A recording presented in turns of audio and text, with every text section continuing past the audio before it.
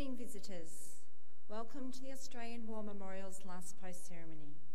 My name is Caris May, and joining us today from the Royal Australian Air Force is Warrant Officer Jeff Banning. Today we remember the beachhead battles of Buna-Gona and Sanananda and commemorate the 75th anniversary of the capture of Gona. The beachhead battles were the final slog in the long campaign to defeat the Japanese in Papua. The overland attack towards Port Moresby had begun in July 1942, when Japanese forces established beachheads at Buna-Gona and Sanananda, three villages along a 25-kilometre stretch of the north coast of Papua. By mid-September, the Japanese had fought their way along the Kokoda Trail and, it is said, could see the lights of Port Moresby, but they had outrun their supply line and was soon ordered to withdraw because of losses suffered elsewhere. Pursued by elements of the 6th and 7th Divisions, the Japanese dug in along the north coast, determined to hold the beachheads at all costs. On the 16th of November, Australian troops crossed the Kumusi River about 65 kilometres from the beachheads. The following battles took place during the tropical wet season in one of the most malarial regions in the world, amidst waterlogged swamp, dense jungle and 2-metre-tall kunai grass, facing an enemy that was skillful, well-prepared and resolute. The difficult jet conditions favoured the Japanese force, which had developed a strong network of well-concealed defences. For 2 bloody months, the Australians and Americans threw themselves against the defenders, only dislodging them after a fight that many veterans considered their toughest of the war. The Japanese position at Gona was finally cleared on the morning of the 9th of December, 75 years ago today. Allied air power deterred the Japanese from reinforcing and resupplying the beachheads, and towards the end of the battle, some defenders were withdrawn by sea or escaped overland. But the remaining garrison fought to the death, almost to the man. Today we remember the Battle of Gona-Buna. We pay our respects to the men and women commemorated here on the Roll of Honour, and to the survivors who returned home. Tonight we welcome all the veterans who have served, those that are still serving, and the families that support them. We acknowledge the members of RSL and Services Clubs Association, RSL Victoria and RSL Queensland who are watching the broadcast of this ceremony from around Australia. Tonight we also acknowledge Mr John King, the President of the RSL ACT branch, and Mr Mike Blake, representing Dubbo RSL. During this evening's ceremony, wreaths will be laid at the base of the pool of reflection by visitors. To commence this evening's ceremony, I invite you all stand and join in singing the national anthem.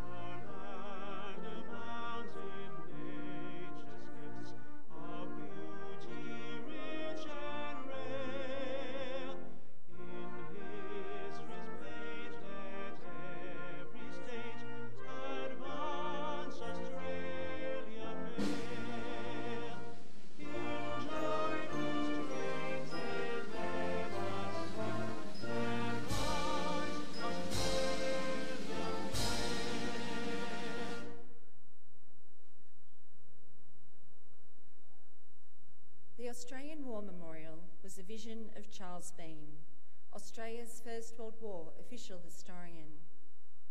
Bean landed with the Australian troops on Gallipoli and stayed with them at the front through to the end of the war.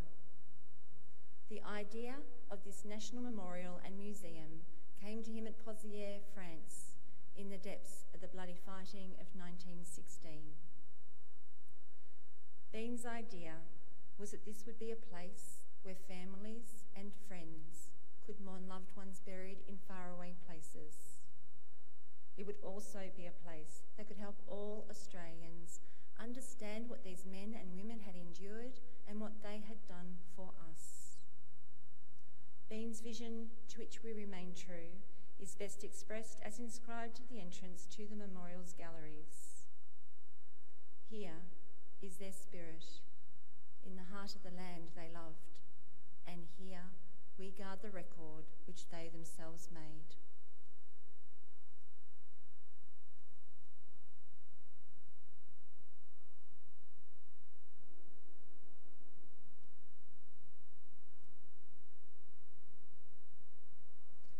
To mark the occasion of the 75th anniversary of the fall of Gona, we now welcome members from the Dubbo Pipe Band who will play Highland Cathedral.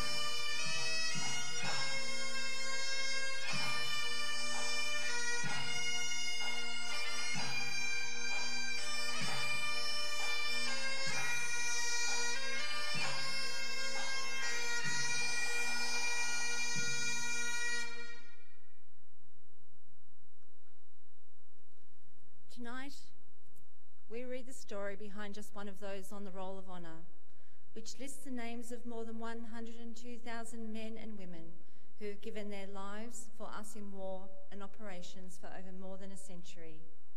But first, we present a lament, Flowers of the Forest. Wreaths and floral tributes will now be laid at the base of the pool of reflection.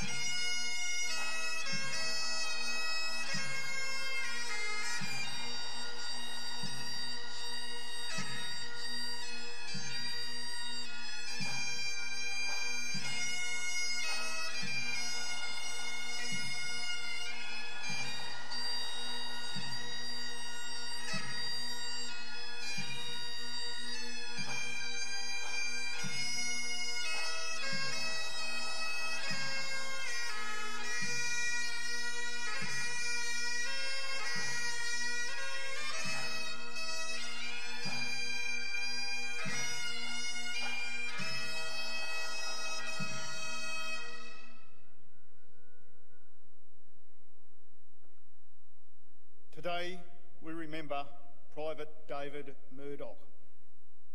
David Murdoch was born on the 13th of January 1923 in the Melbourne suburb of Carlton, the only son of James and Elizabeth Murdoch. Known by the nickname Mick, Murdoch worked as a French polisher and lived with his mother in Altona after his father died. The 18-year-old was called for service in the militia in October 1941, 2 months before the start of the Pacific War. His first full day in the army began in early January 1942, and the following month he was posted to the 14th Battalion. Originally raised during the Great War in Bahrain, the 14th Battalion drew recruits from South and Southwest Melbourne. During the interwar period, the battalion was granted the title of the Bahrain Regiment. After forming part of the force deployed in defensive duties around Port Phillip Bay in August 1942, the battalion moved to Western Australia, where it joined the 6th Brigade around Geraldton. The following month, the 14th and the militia's 32nd Battalions merged to become the 14th 32nd Battalion. In February 1943, the 14th 32nd Battalion underwent amphibious landing and jungle warfare training on the Atherton Tablelands in Queensland. Murdoch volunteered for the Australian Imperial Force 2 months later. In July, the battalion embarked for the islands, and after reaching Port Moresby was flown across to the Buna-Gona area. Murdoch's battalion spent more than a year in garrison duties and carrying out long-range coastal patrols along Papua's north coast.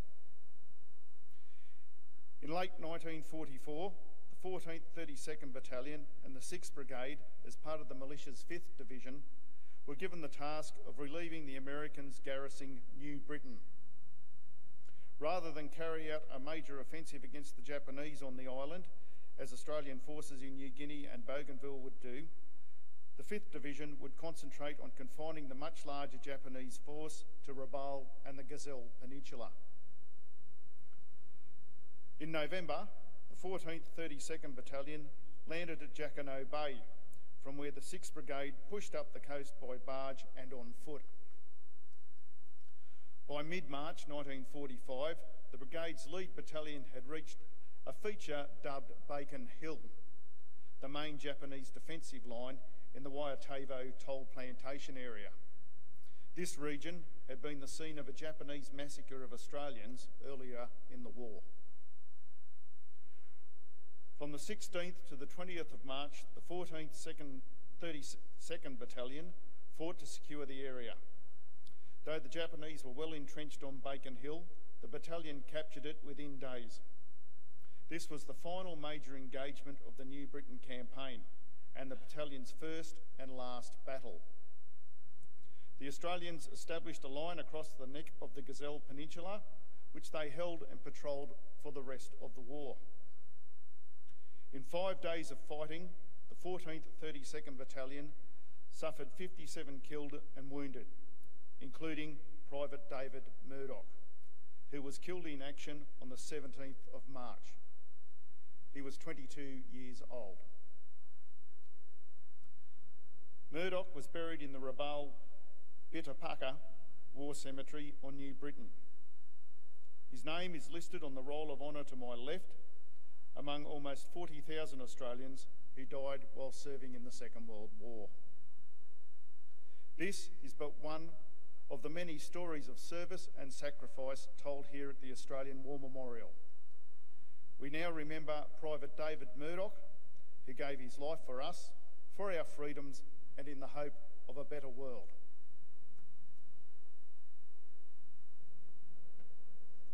Could you all please stand for the ode and last post?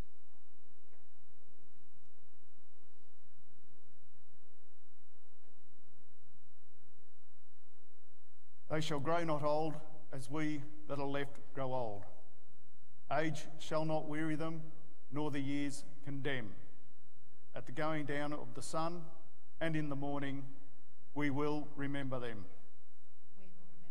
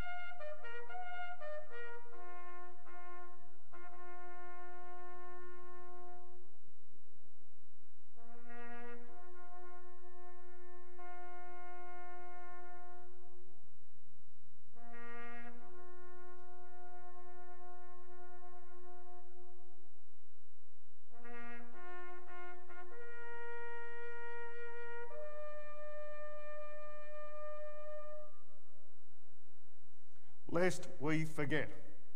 Lest we forget.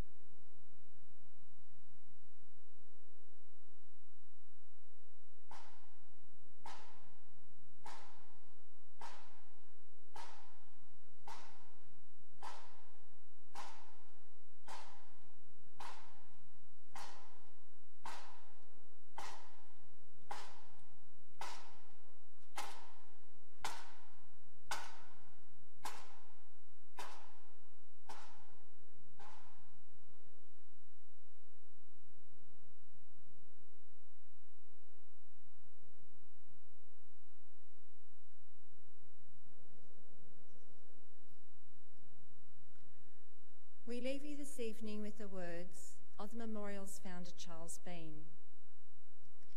Many a man, lying out there at Pozières or in the low scrub at Gallipoli, with his poor tired senses barely working through the fever of his brain, has thought in his last moments, well, it's over.